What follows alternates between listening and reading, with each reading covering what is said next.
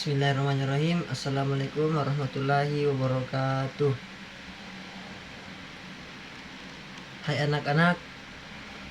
Jadi kali ini kita belajar tentang materi cara belajar efektif. Jadi kali ini Bapak mau menyampaikan tentang belajar efektif. Jadi sebelum kita melakukan pembelajaran, marilah kita berdoa menurut kepercayaan kita masing-masing. Berdoa dimulai. Selesai. Jadi Bapak absen dulu. Yang pertama ada Bojes dan Andri sama Aulia, Zahra, Sakina. Ya, itu saja. Baik siswa-siswa sekalian. Jadi di sini saya akan menjelaskan tentang materi belajar.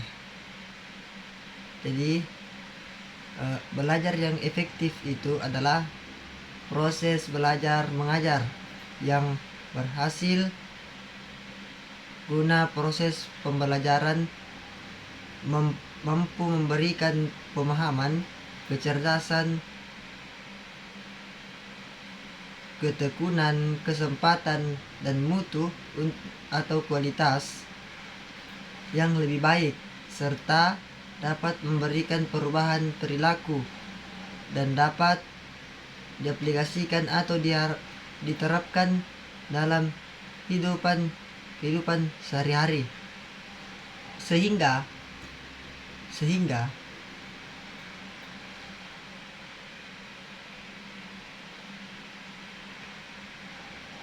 Sehingga hasil dari pembelajaran tersebut dapat menghasilkan sumber daya manusia yang unggul. Dan untuk mencapai belajar yang efektif, tentu saja dalam proses belajar harus dilakukan dengan baik dan benar. Berikut adalah tips-tips belajar yang baik dan benar. Jadi anak-anakku sekalian, yang pertama itu belajar kelompok. Jadi saya jelaskan di sini, belajar kelompok dapat menjadi kegiatan belajar. Nah, menjadi lebih menyenangkan karena ditemani oleh teman dan berada di rumah, sehingga dapat lebih santai. Namun sebaliknya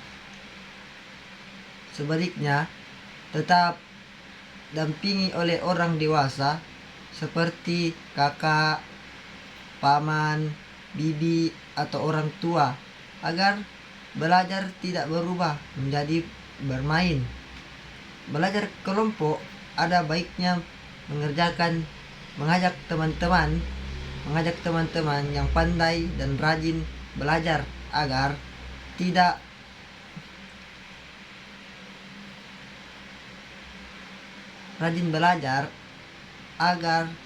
yang tidak pandai di ketularan pandai. Dalam belajar kelompok, kegiatannya adalah membahas pelajaran yang belum dipahami oleh semua atau sebagian kelompok. Belajar baik yang sudah dijelaskan guru mampu belum dijelaskan guru. Yang kedua itu rajin membuat catatan inti dari pelajaran. Nah, di sini saya jelaskan.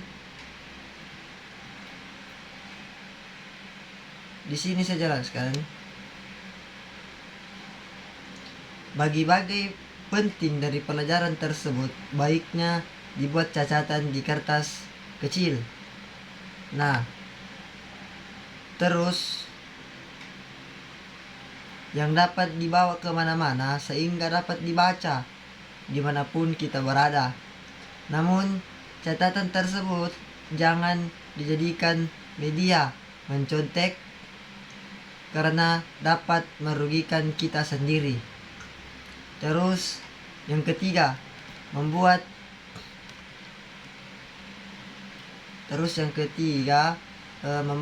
perencanaan yang baik. Di sini untuk mencapai suatu tujuan biasanya diiringi oleh rencana yang baik.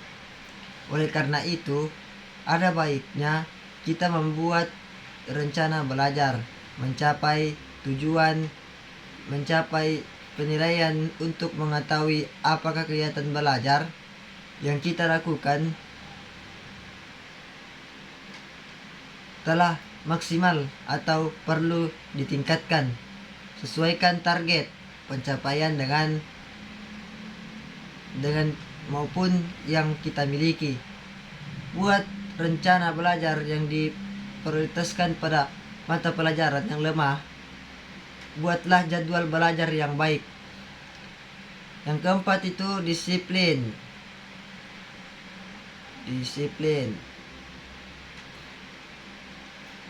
Apabila kita lemah membuat jadwal belajar, maka harus dijalankan dengan baik. Contohnya seperti belajar pada waktu dan serius, tidak sambil main-main, dengan konsentrasi penuh. Jika waktu makan, mandi, ibadah dan sebagainya telah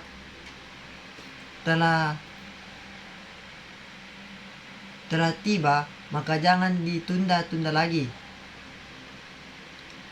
Nah, yang kelima, aktif bertanya dan ditanya. Jika ada hal yang belum jelas, maka tanyakan kepada guru, teman atau orang tua. Jika kita bertanya, biasanya kita akan ingat jawabannya. Jika bertanyalah secukupnya dan jangan bersifat memuji orang yang kita tanya. Tawarkanlah pada teman untuk bertanya kepada kita hal-hal yang belum dipahami. Semakin banyak ditanya, maka kita tidak dapat semakin ingat dengan jawaban. Dan apabila juga tidak tahu jawaban yang benar, maka kita dapat membahasnya bersama-sama. Nah, yang keenam, belajar dengan serius dan tekun.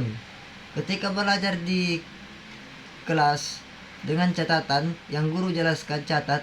Penting karena biasa hal tersebut tidak ada di buku dan nanti akan keluar satu ulangan atau ujian ketika waktu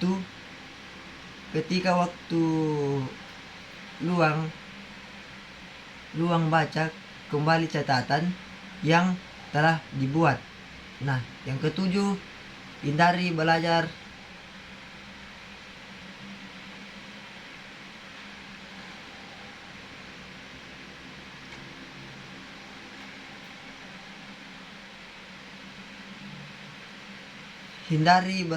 berlebihan.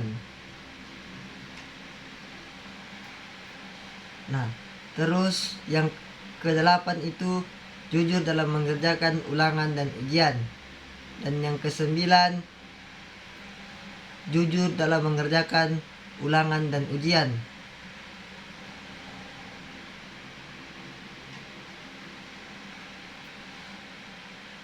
Dan yang kesembilan, jadilah seorang pemimpin. Latihlah rasa tanggung jawabmu. Jadi di sini saya jelaskan, apabila meminta bantuan untuk mengerjakan sesuatu, misalnya membersihkan kelas, jangan ragu untuk menerimanya. Ajak beberapa teman kelas, pimpin mereka untuk membersihkan kelas bersama-sama. Terus yang ke-10, mendengarkan remaja guru, mendengarkan penjelasan guru dengan baik. Jawablah seperti pertanyaan yang diajukan oleh guru. Apabila kamu mengetahui jawabannya, jangan menunggu guru untuk memanggil untuk menjawab pertanyaan. Jangan malu untuk bertanya. Selain itu, selalu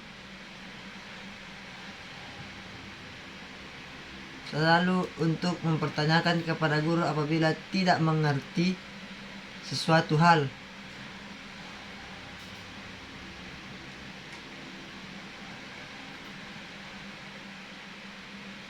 Cuman itu yang saya sampaikan kepada anak-anak. Sekian dari saya. Wassalamualaikum warahmatullahi wabarakatuh.